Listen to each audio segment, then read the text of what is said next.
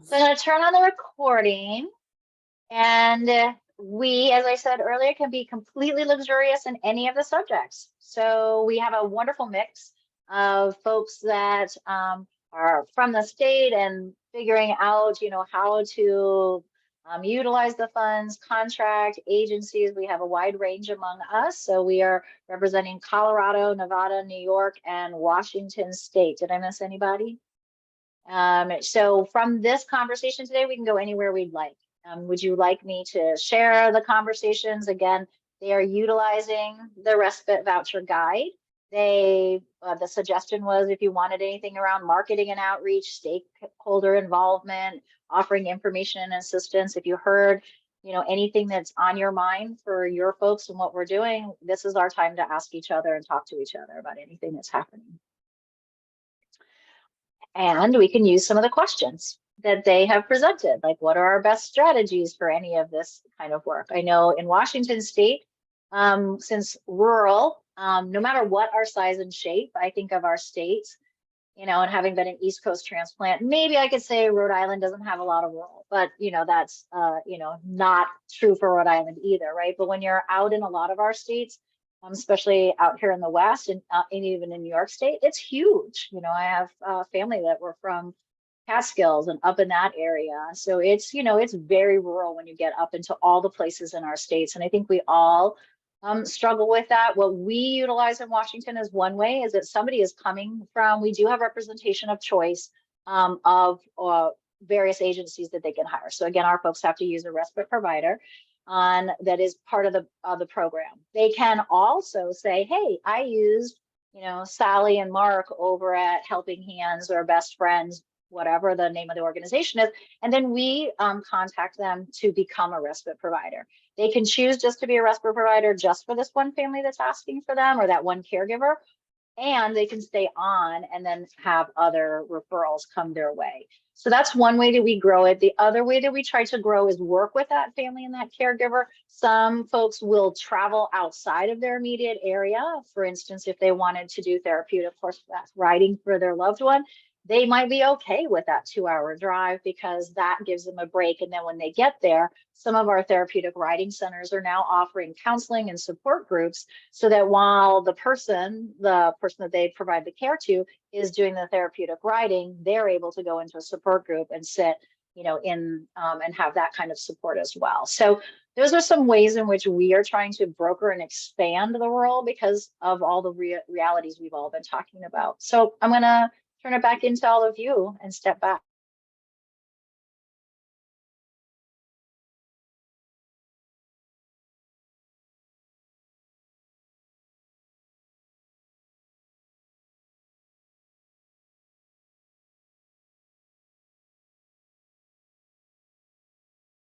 I have a question for Tracy. Well,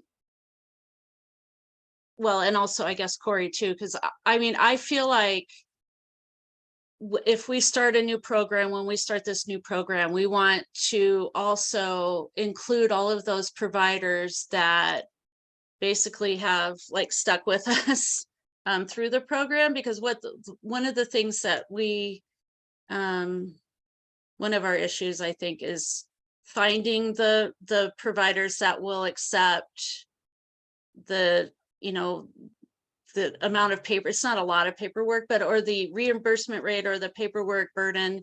And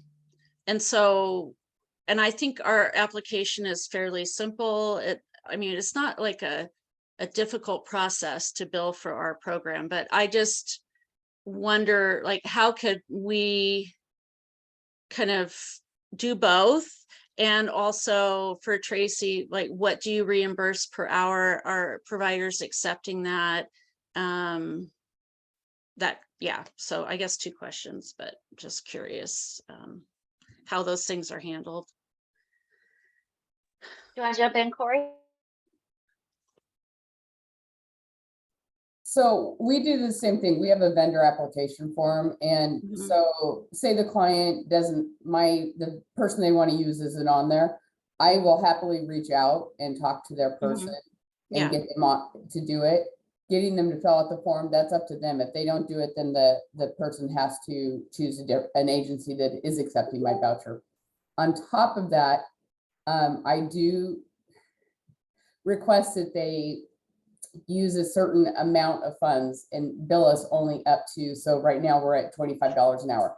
So that way my vouchers are $1,000. That way the client gets about 40 hours of care at the $25 an hour for that $1,000, and it gives them more. We've been steadily increasing that, because cost of living, gas, and all that fun stuff. Yeah.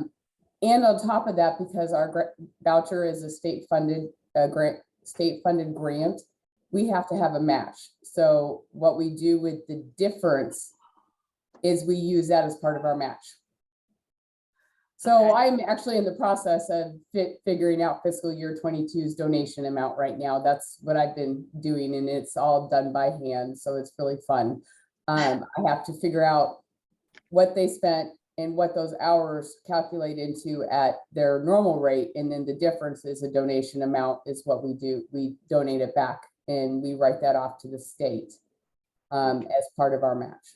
And usually we cover most of our match that way, between that and volunteer hours.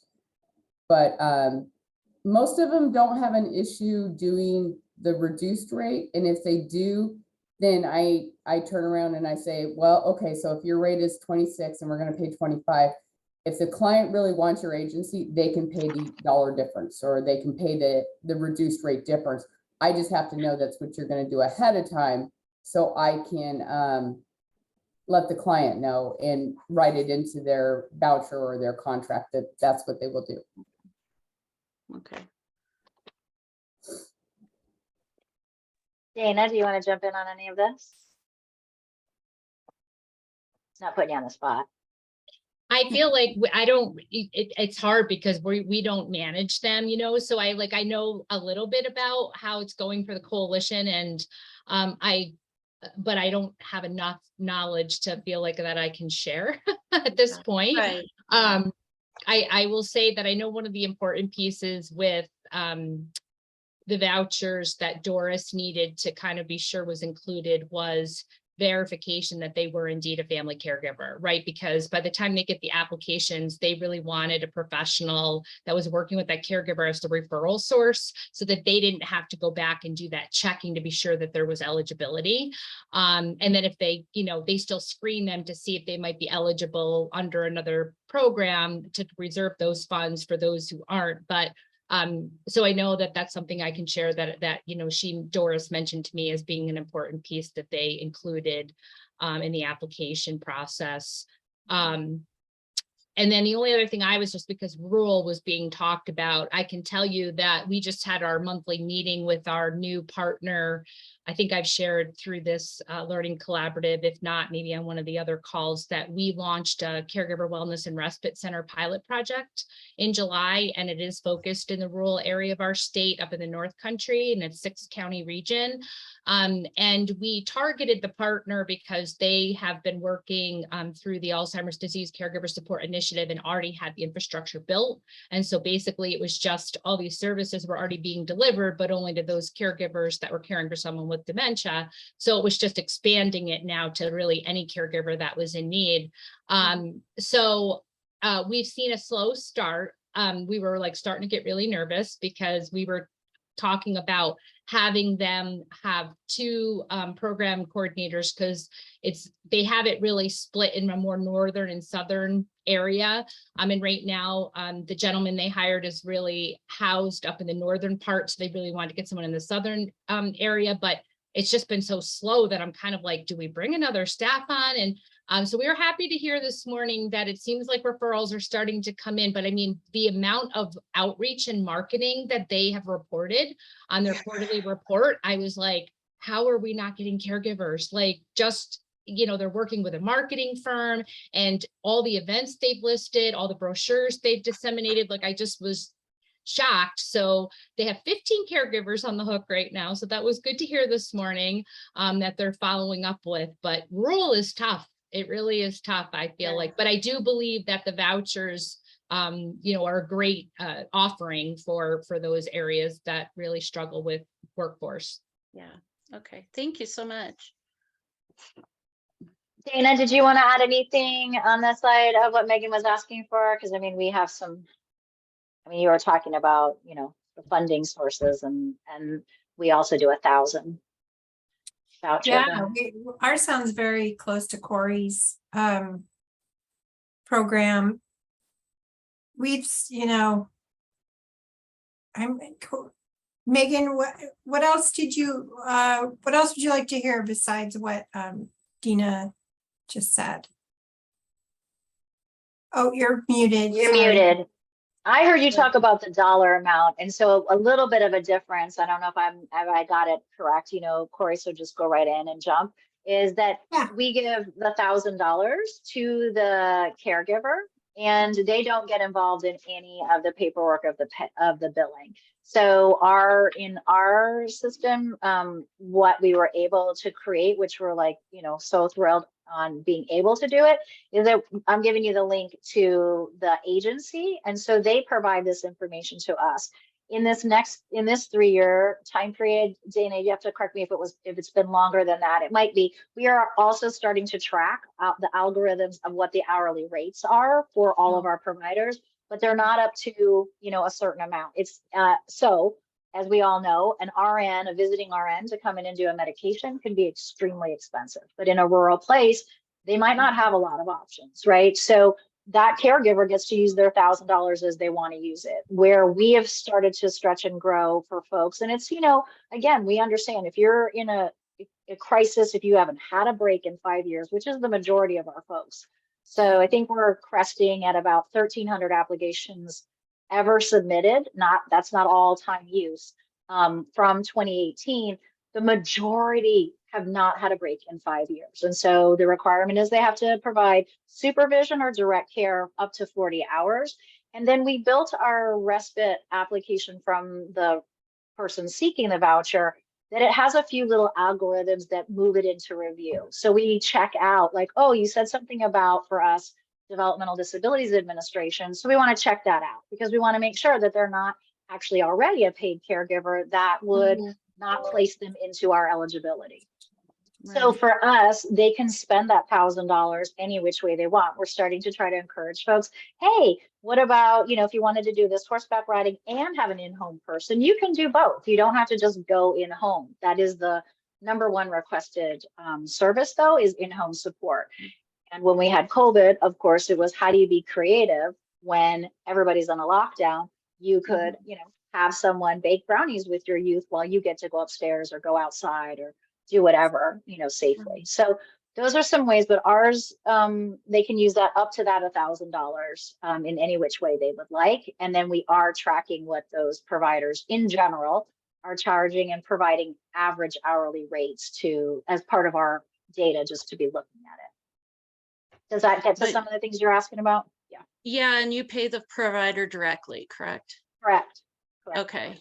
Yeah, I'm struggling with just giving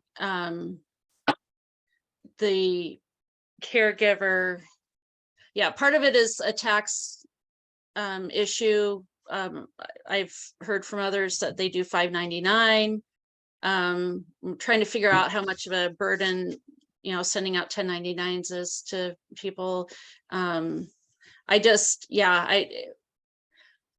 feel like we've received not a lot of provider interest and or participation for the ones that did show interest. And so I struggle with wanting to keep the ones that we have that, there's like maybe 10 that are really good providers that are consistently, billing us.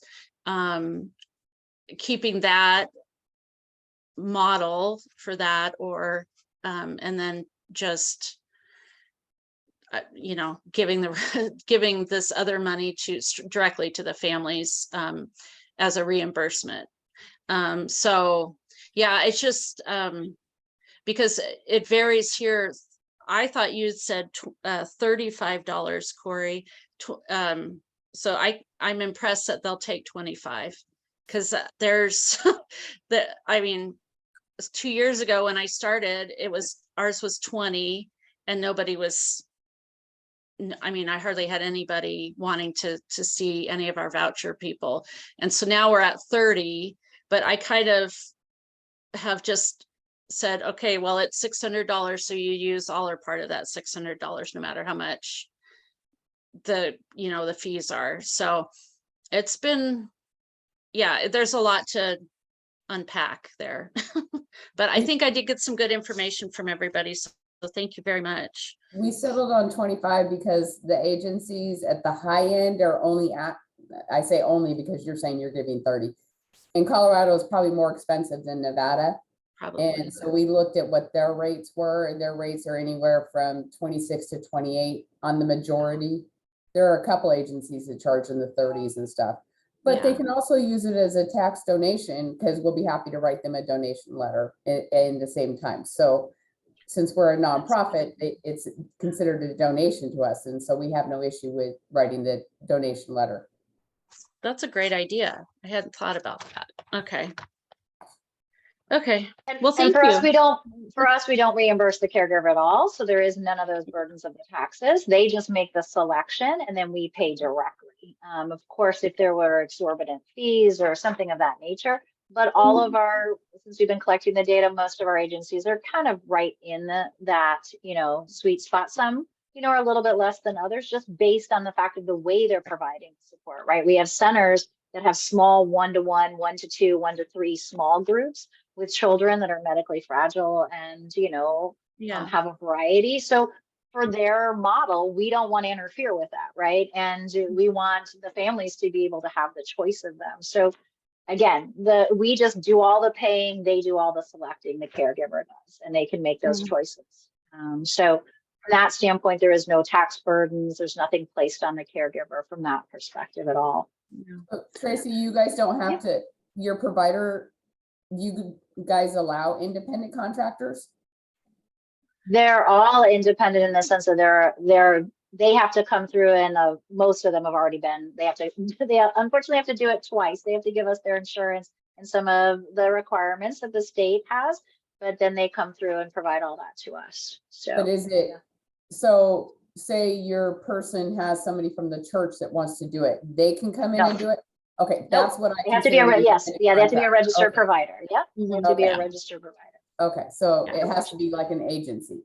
Yeah. Incorporated in some way. Yeah, okay. I was just double checking because otherwise Yeah, you do no. tax information. And that's No, where, we're not a friend or family. We can't do a friend or family okay. unless that friend or family starts working for somebody. Right. And just what is the length of time that someone has to use the vouchers? And also, do you guys have wait lists? Or third question, providers that just don't have enough workers, because that's a huge thing here too. So I don't know if that's an issue elsewhere. It is an issue for us in Washington State, and then I'll get out of the way so everybody else can chime in. It definitely, the workforce shortages are, fluctuating up and down, right? And it all depends. So for some of our folks, they're okay, and they come back to us and say, I'd really like so-and-so. We have a 90-day. In the time of COVID, it was way wide, right? There's no way we're going to hold people. And thankfully our state partners were all in agreement. Like, we can't do this, right? People are so scared and freaked out before the vaccines. And even when they had vaccines, letting people inside your house, right? So now we're back to try to use this in 30 days because we have a revolving recycling of money, right? So every $1,000 doesn't always go all the way out the door and is gone. We also allow $100 on top of that $1,000. So $1,000 is awarded to the recipient, the caregiver, and another $100 the agency could ask for, because we know it takes time and money to do an intake. Maybe they drive out there, but it's still, they're paying their personnel. There's a whole lot of agencies that don't ask for that $100, so that goes back into the pot. And then I may only use $799 of my voucher, or $827, whatever it is. Then that remainder goes back into the pot. So we have a nice recycling that goes forward, and the 90 days is there, but we can extend it. If somebody is searching or they're waiting for a voucher respite provider we don't have, and we have to go through that process, it might take longer. Most cases, we're not having a lot of exceptions. Sometimes families have to move their care recipient out of state for some type of surgery or therapy or something along those lines. But it's not, though we will move it and we'll change the 90-day, but we really encourage people to use it, because otherwise some folks are like, I'm going to hold on to it until next spring. It's like, yeah, no, there's a lot of people waiting. So there is people waiting. It's back to being folks put in, and it's first in, first paid. So we always are awarding by our state being so huge. We divide it east and west. And then we take the west side of the state, which is the Seattle corridor and all of that, and we divide it further, because King County and Snohomish and Pierce, the three largest counties, and King being the largest in the state population-wise, could suck up every voucher there is. So we further divide it so there's equity across the state for voucher recipients. Thank you. That's a lot of information. That's really good. Thank you. Sorry.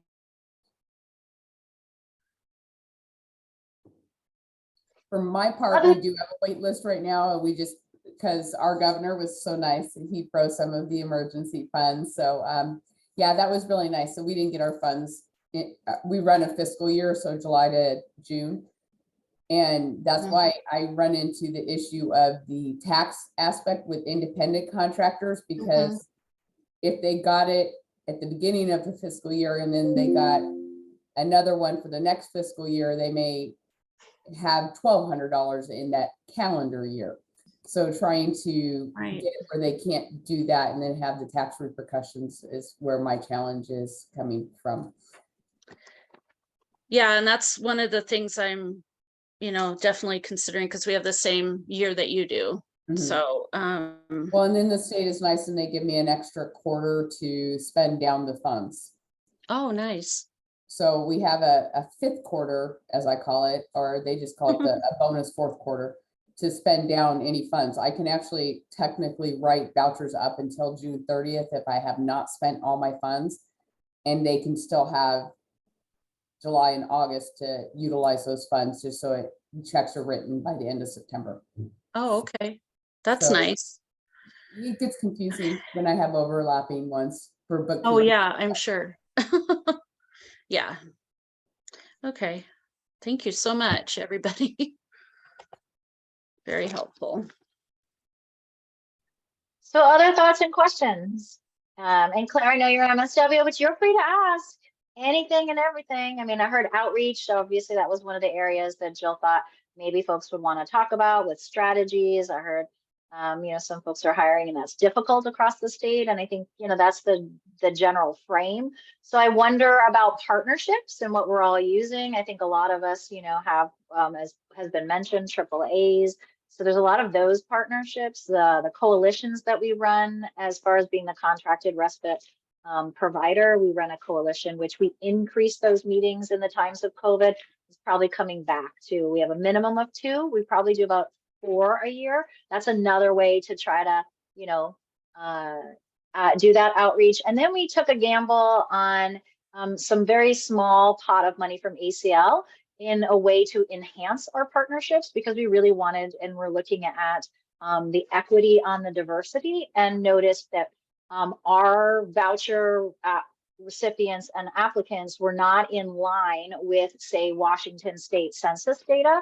So we really wanted to expand our outreach for families that are Latino and also Asian Americans. And we want to continue to do that. So what we chose was to provide these mini tech grants, and they had to be with a not-for-profit that was doing something, doing a support group, some care to caregivers, to expand our reach. And we've gotten about 15, I think we're up to 20 not-for-profits, and a whole cadre of them are brand new. They've never been to our coalition. They're not a respite provider, but they are working and providing support to care to individuals inside of their community in a variety of ways, from online support groups.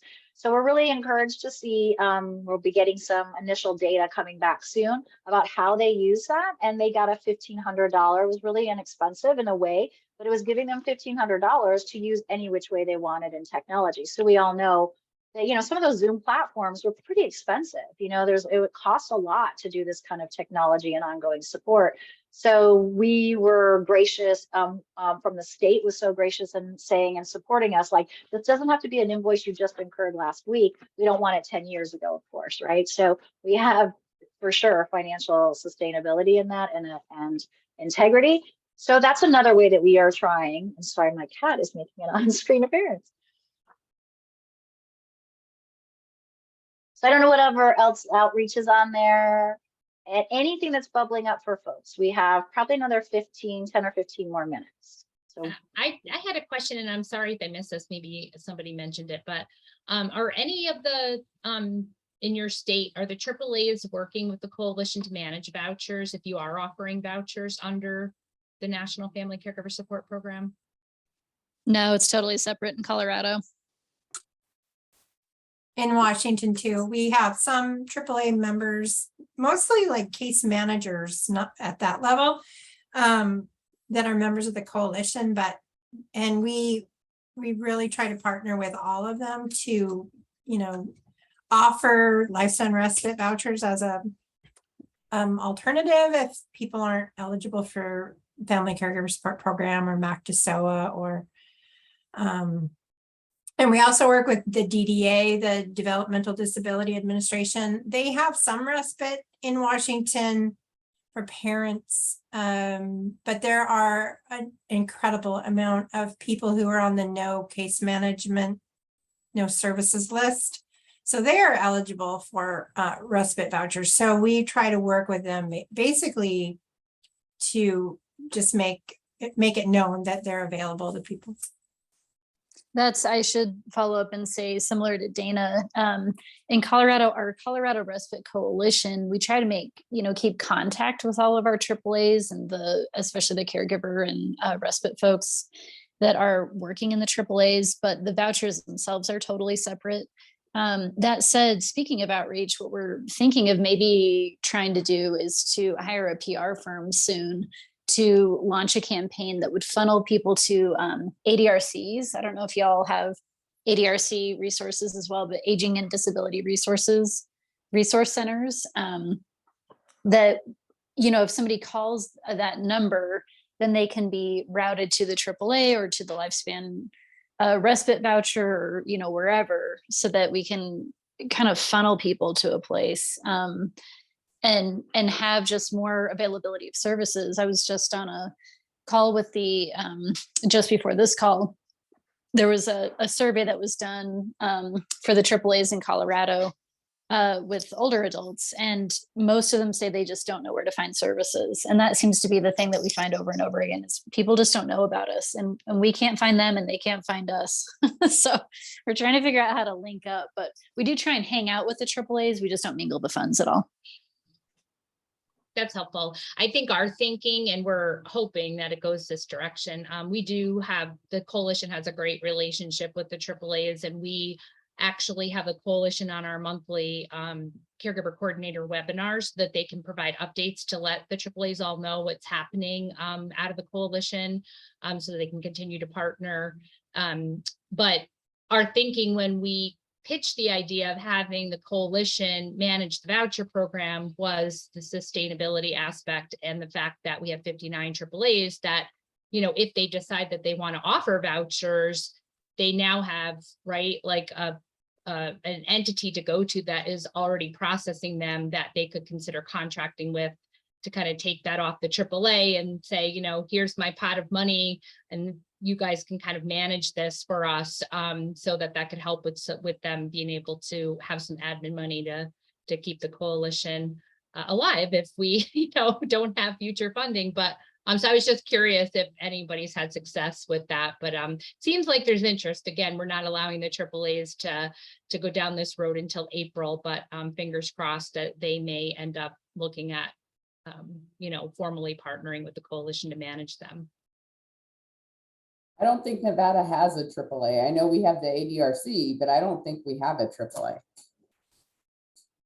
Because that's not something that's ever talked about on any of the meetings and stuff like that. So as a reference, we do utilize our ADRCs.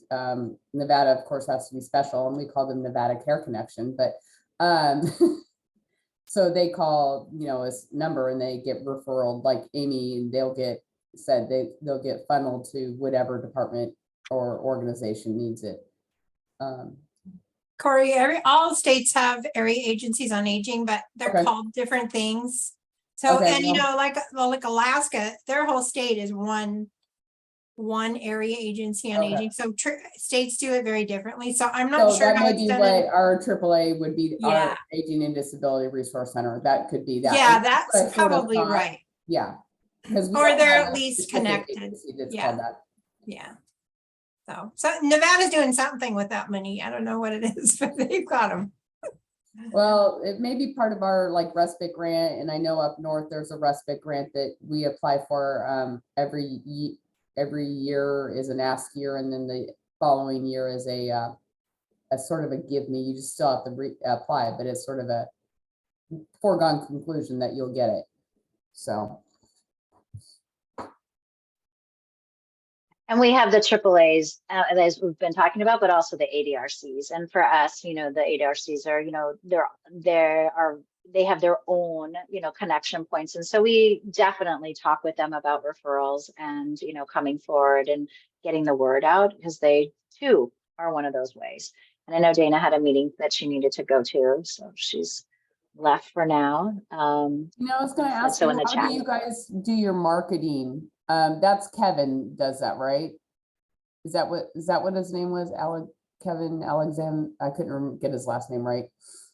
Is it that does the marketing and stuff for that? For From your Who are you your asking? point,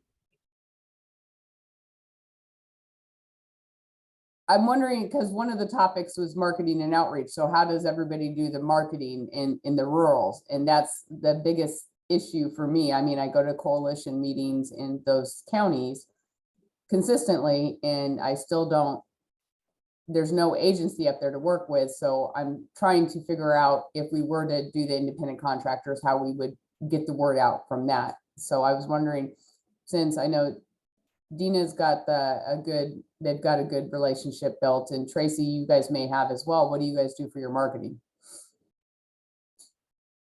For us, it's a lot of that networking from the respite providers that we have. And also we get super creative where we'll just start looking through, like some family comes through and they said, now, you know, we can also do like a wine membership. That may be the game in town for that family.